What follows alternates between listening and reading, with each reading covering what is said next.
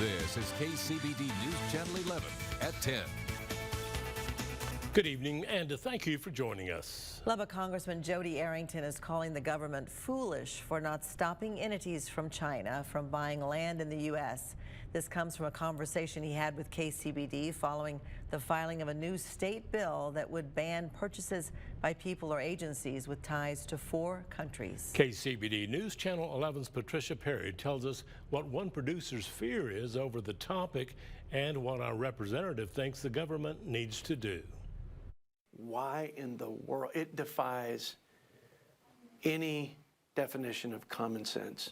Congressman Arrington says foreign countries like China should have been stopped from buying Texas land years ago. He previously sponsored legislation to put an end to it, but the Senate had another idea.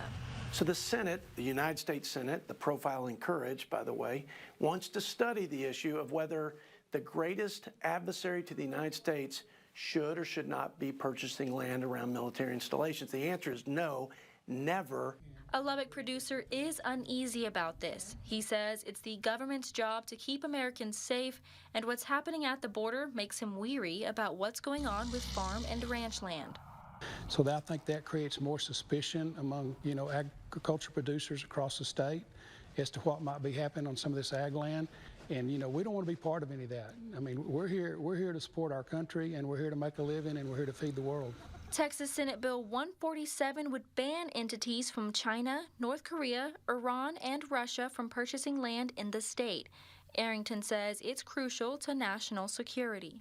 They are buying land around military assets and installations that we don't want them to be interfering with. He adds the government knows 200,000 acres of land has been purchased by foreign companies or citizens, but they have used shell companies to do so. I think it's a lot more than what we have on the books today. So we have to take an inventory of everything China has purchased and all their investments, and we need to work to unwind them.